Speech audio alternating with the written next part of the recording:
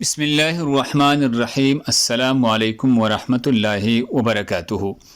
ناظرین گرامی، دوران تراویح پچھلی صفوں میں بیٹھ کر گپ شپ لگانا۔ حضرت حسن بصری رحمہ اللہ سے مرسلاً روایت ہے کہ آپ صلی اللہ علیہ وسلم نے فرمایا، ایک زمانہ ایسا آئے گا کہ مسجدوں میں لوگوں کی بات چیت اپنی دنیاوی معاملات میں ہوا کریں گی۔ ان لوگوں کے پاس مت بیٹھو، کیونکہ اللہ تبارک و تعالی کو ان لوگوں سے کوئی سروکار نہیں۔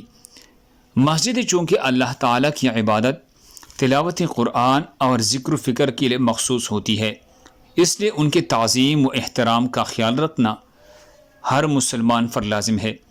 لہٰذا مساجد کو دنیاوی باتوں، شور و شغب اور ہر قسم کے ایسی امور سے پاک رکھنا ضروری ہے جو مساجد کی بے احترامی کا باعث ہو۔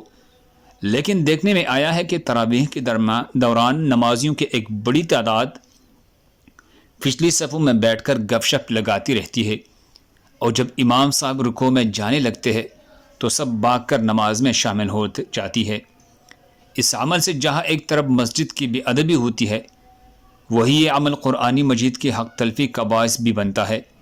علاوہ ازیں اس سے تراویح میں پورا قرآن شریف سننے کی سنت سے محرومی بھی ہو جاتی ہے۔ اللہ تبارک و تعالی ہمیں مساجد کی بے ادبی اور قرآن شریف کی حق تلفی سے بچنے کی توفیق عطا فرمائے، آمین۔ اللہ ہم سب کو اس پر عمل کرنے کی توفیق عطا فرمائے۔